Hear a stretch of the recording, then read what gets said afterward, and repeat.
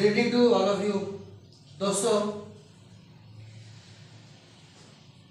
College से निकलने के बाद, इंस्टीट्यूट से निकलने के बाद फर्स्ट टाइमर या एक जॉब करके हाइक के लिए उसको छोड़कर दूसरे जॉब में आने के लिए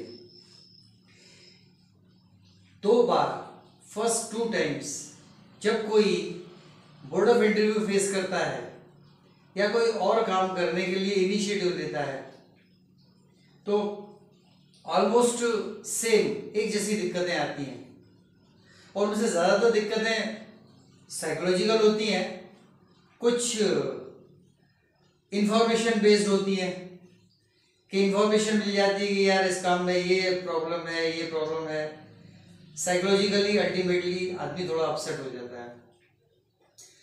उसमें से मैंने फर्स्ट केस उठाया है immediately after getting out of your institute, जब फर्स्ट टाइमर होता है फर्स्ट एस्पायरेंट, उस केस में वो पहले ही एफर्ट में अगर बिल्कुल करेक्ट ट्रैक पकड़ ले तो एक ही बार में एस्पायरेंट से विनर के लेवल पर पहुंच जाता है। And henceforth, the title of today's video I have given as from an aspirant to the winner. एक एस्पायरेंट से विनर की तरफ जाते हुए। आज एस्पायरेंट है, जॉब में आया नहीं कि विनर कैसे होगा। तो ये यहाँ पर 2 पार्ट्स हैं।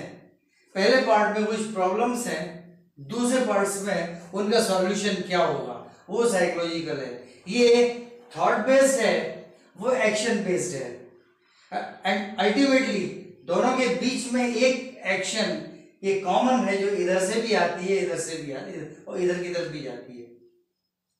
So let me start it up. The complexity of the challenges outside the institute are beyond imagination during job searching. Job searching में इंस्टीट्यूट के बाहर इमीडिएटली आते ही जो कॉम्प्लेक्सिटी है चैलेंजेस की, चैलेंजेस यानी चुनौतियां जितनी कॉम्प्लेक्स होती हैं, जितनी जटिल होती हैं, वो इमेजिनेशन के बाहर है।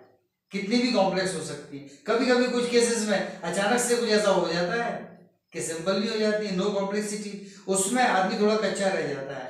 अगर कोई कॉम्प्लेक्सिटी ना हो, ये कॉम्प्लेक्सिटी ऑफ चैलेंजेस ये ना हो और सीधे वहां पहुंच जाए, उस सिचुएशन में तो विनर हो जाएगा। आगे जाके जाने कहां लुढ़कना पड़ सकता है। So the complexity of challenges outside the institute are beyond imaginations during the job searching.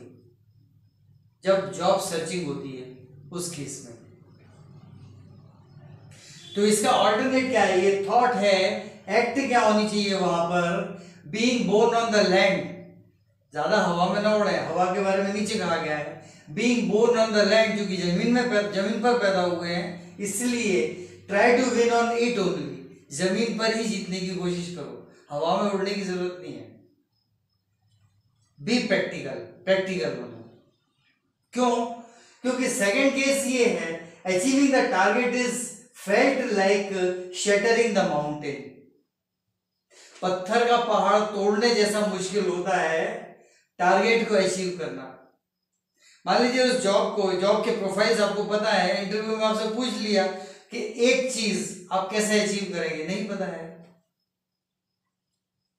अगर नॉलेज है तो आपने बताया थ्योरेटिकली, उन्होंने प्रैक्टिकल कुछ प्रॉब्लम रख दी। So this is all about life, don't be disappointed. Achieving the target is felt like shattering the mountain. पहाड़ तोड़ने जैसा है एक टारगेट को अचीव करना। वहां आपको ये ध्यान रखना है कि मैं ग्राउंड पर ही रहूं, पहला ही पॉइंट है। उस पहले पॉइंट के आगे दूसरा दे दिया है, air will leave you alone if you try to win through a straight way flight. Flight मतलब हवाई उड़ान, हवाई ख्यालों में रहोगे, हवाई काम करने की कोशिश करोगे तो air will leave you alone, वायु भी आपको अकेला छोड़ देगी, हवा भी अकेला छोड़ देगी, हवा भी साथ नहीं देगी। क्या करें? का जवाब यहां आता है to be a winner. Winner होने के लिए क्या करना है? बड़ा ब्लॉक देखिए, बड़े ब्लॉक में दिया हुआ है face the real challenge of the career by keeping. Face the real challenge of career by keeping क्या रखना है? Number 1 continued efforts, that is called perseverance. Number 1 continued efforts, perseverance नहीं perseverance, ये होता है continued efforts. Number 2 activism in the body, सक्रियता शरीर में, सक्रिय एक्टिव है, activism in the body. Third one here, अब थॉट्स पे कंट्रोल के लिए, वो एक्ट पर कंट्रोल के लिए है continued efforts, that is called Perseverance. And second one activism in the body, शरीर में सक्रियता, वो एक्शन में है. अब यहां ये है थॉट्स. थॉट्स में क्या? Calculus, firmness on the face, ये कुछ पत्थर जैसी शक्ति को बताता है. कैलकुलस कैल्सीफेरस से बना है ये. Calculus means firmness on the face, दृढ़ता, कुछ शक्ति सी हो.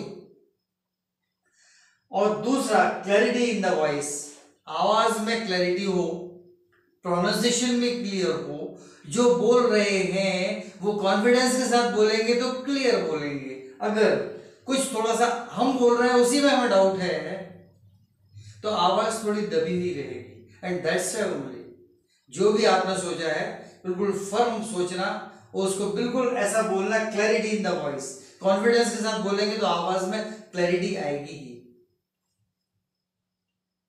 ये चार चीजों से, let me repeat it, face the real challenge of career by keeping. तो ये 1 2 3 4 इनको हमेशा रखना है. ये दो एक्शन में और दो थॉट्स में, ये हमेशा रखना है. हो गया? none other than your psycho treatment by yourself, मानसिक ट्रीटमेंट हो जाता है. अपने आप को मेंटली ट्रीट कर लेते हैं आप, नहीं मैं ये कर सकता हूं, I can do it and I will do it. So do in the lurch, एक नया शब्द लाया हूं, डिक्शनरी में है. दो इन द लर्च, लर्च का मतलब नीचे दिया हुआ है बेबसी.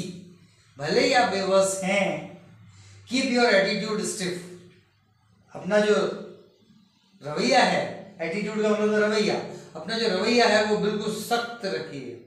दो in the lurch, keep your attitude stiff, बिल्कुल सख्ती रखिए अपने आचरण में, अपने रवैया में, खुद से भी, खुद के प्रति भी, काम के प्रति भी और दूसरों के प्रति भी.